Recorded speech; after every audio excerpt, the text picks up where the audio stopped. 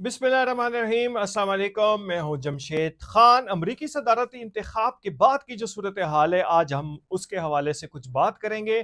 Trump जो है 20 जनवरी को अपने सदारती हल्फ लेने के बाद के जो मंसूबे हैं, उन्होंने अभी से उस पर काम शुरू कर दिया। और मेक्सिको के हवाले से, कनाडा के हवाले से जो इमिग्रेंट्स का मसला है, उस पर उनकी बातचीत और बयानबाजी जारी है।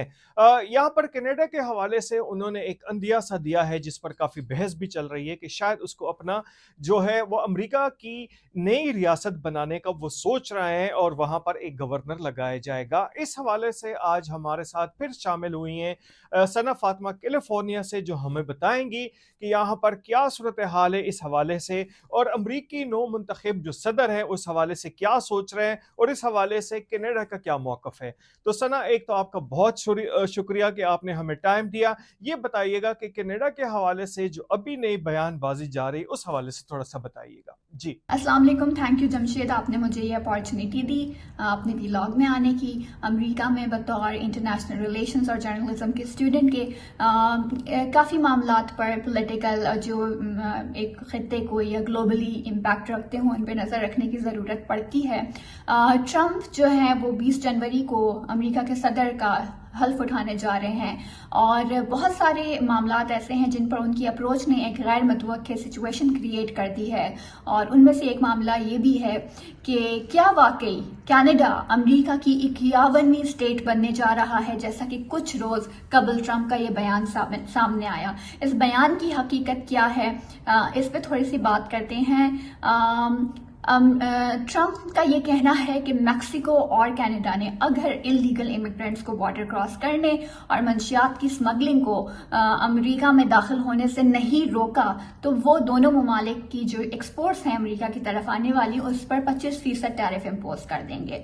तो इसी पर बात करने के लिए जस्टिन ट्रूडो, जो कि वजीर आजम है कनाडा के, उन्होंने फ्लोरिडा में ट्रम्प की रिहाइश गाह का दौरा किया 29 नवंबर को, और उस दौरे के दौरान उन्होंने ट्रम्प को आगाह किया कि उनका जो प्लान है 25% टैरिफ इम्पोज करने का, उससे कनाडा की इकोनॉमी क्रैश कर जाएगी। जिस पे ट्रम्प ने उनसे ये कहा कि फिर ऐसा करते हैं कि कनाडा को अमेरिका की 51वीं स्टेट बना देते हैं और आपको उस स्टेट का गवर्नर। इसके जवाब में जस्टिन ट्रूडो के पास एक ऑकवर्ड सी हंसी हंसने के अलावा रिएक्शन कोई देने को नहीं था।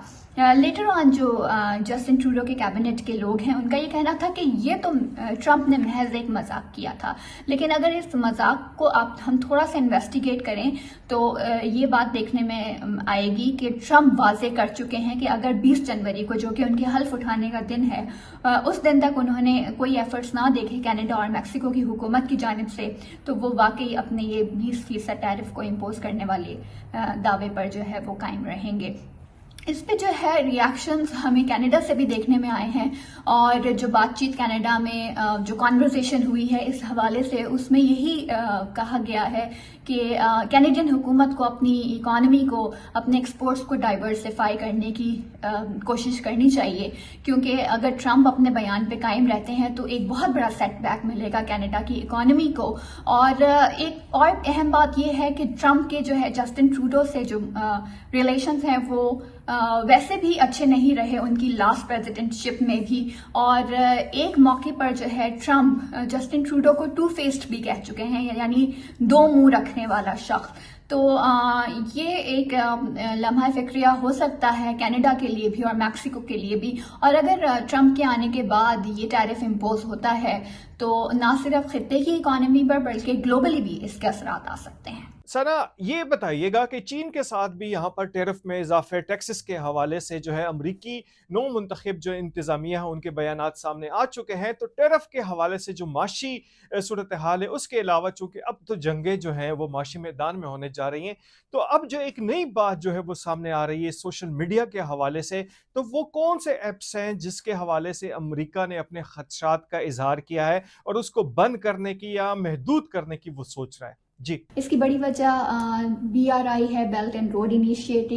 امریکہ کی جانب سے اس پروجیکٹ کو اور چین کو تنقید کا نشانہ بھی بنایا جاتا ہے، اور یہی ایک بڑی وجہ ہے دونوں ممالک کے تعلقات میں کشیدگی کی۔ اور اب یہ جو کشیدگی ہے وہ ٹریڈ سے نکل کر انفارمیشن ورلڈ پر میں بھی دیکھی جا سکتی ہے۔ اس کی سب سے لیٹسٹ کڑی جو ہے وہ امریکہ میں ٹک ٹاک پر پابندی ہے۔ اس سال اپریل 2024 میں بائیڈن حکومت نے ایک بل پر دستخط کیے تھے جس کے مطابق ٹک ٹاک کی جو بانی کمپنی ہے، پیرنٹ کمپنی بائٹ ڈانس، پر یہ لاگو کیا گیا تھا کہ وہ ٹک ٹاک کو بیچ دے اور اس کے حقوق سے دستبردار ہو جائے۔ اسی صورت میں ٹک ٹاک امریکہ میں جاری رہ سکتی ہے۔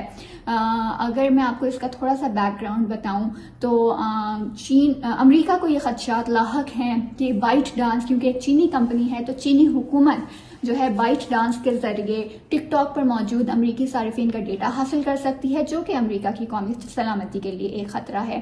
اس کے علاوہ ناقدین نے ٹک ٹاک پر دوسرے الزامات بھی لگائے ہیں۔ ایک الزام اینٹی سیمیٹزم کا بھی ہے، یعنی کہ یہودیوں کے خلاف نفرت انگیزی پھیلانے کا، اور اس کے علاوہ مس انفارمیشن پھیلانے کا الزام بھی ہے، یعنی کہ غیر مستند شدہ انفارمیشن یا معلومات پھیلانے کا۔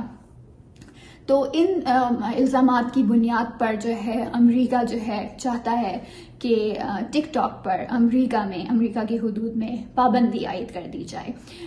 تو اس بل کے خلاف ٹک ٹاک نے امریکی کورٹس آف اپیل میں درخواست بھی دائر کی تھی، جسے 6 دسمبر کو پینل کے تینوں ججز نے خارج کر دیا، اور ان کا یہ کہنا تھا کہ حکومت کو یہ حق حاصل ہے کہ قومی سلامتی کے لیے خطرہ بننے والی بیرونی ایپ پر پابندی لگائے۔ ٹک ٹاک کا یہ کہنا ہے کہ وہ اس فیصلے کے خلاف سپریم کورٹ میں بھی جائیں گے۔ تھوڑا سا اس کے بیک گراؤنڈ میں دیکھا جائے تو 2021 کی ایک رپورٹ کے مطابق جو فوربس نے شائع کی تھی، ان کے مطابق ٹک ٹاک نے اتنی کامیابی حاصل کر لی ہے کہ اس نے گوگل اور فیس بک کو بھی پیچھے چھوڑ دیا ہے۔ تو دیکھا جائے تو یہ ایشیا کے لیے ایک تو رائے امتیاز ہے کہ یہاں سے بننے والی ایک ایپ نے مغربی ایپس کو بھی پیچھے چھوڑ دیا۔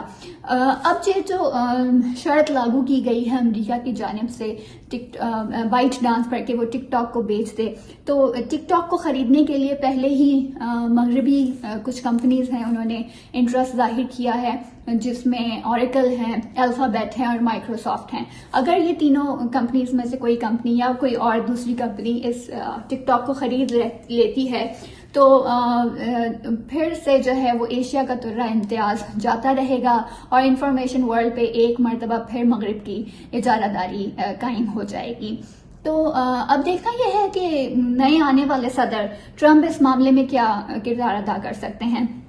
تو تھوڑی سی میں آپ کو اس کے بارے میں انفارمیشن دوں کہ ٹرمپ نے یہ بارہا کہا ہے اپنی حالیہ الیکشن کیمپین میں کہ وہ ٹک ٹاک پر پابندی کے حامی نہیں ہیں۔ اس کی ایک بڑی وجہ یہ ہے کہ ٹرمپ کا ماننا ہے کہ اگر امریکہ میں ٹک ٹاک پر پابندی لگی تو وہ فیس بک کے لیے جو ہے فائدہ مند ثابت ہوگی، اور ٹرمپ فیس بک کو پسند نہیں کرتے کیونکہ ان کا یہ خیال ہے کہ 2020 کے الیکشن میں جو ان کو شکست ہوئی تھی وہ فیس بک کی وجہ سے ہوئی تھی، کیونکہ فیس بک نے ان کے خلاف پروپیگنڈا چلایا تھا۔ تو اب دیکھنا یہ ہے کہ ٹرمپ کیا ٹک ٹاک پر پابندی لگنے سے بچا سکتے ہیں، اور کیا وہ ٹک ٹاک پر پابندی کے بل کو ریورس کر سکیں گے۔ اب یہ ان کے حلف اٹھانے کے بعد ہی دیکھا جا سکے گا۔ ثنا بہت شکریہ، آپ کا ٹائم کا بھی بہت شکریہ، بڑی مصروف لائف ہے، اور اس حوالے سے جو آپ نے بتایا کینیڈا کے حوالے سے، میکسیکو کے حوالے سے، امیگرنٹس کا مسئلے کے حوالے سے، اور چائنیز جو ہے وہ پالیسی کے حوالے سے، تو ہم انشاءاللہ آپ سے عنقریب دوبارہ رابطہ کریں گے کچھ مزید معلومات لینے کے لیے۔ اس وقت تک اجازت دیجیے، اللہ حافظ۔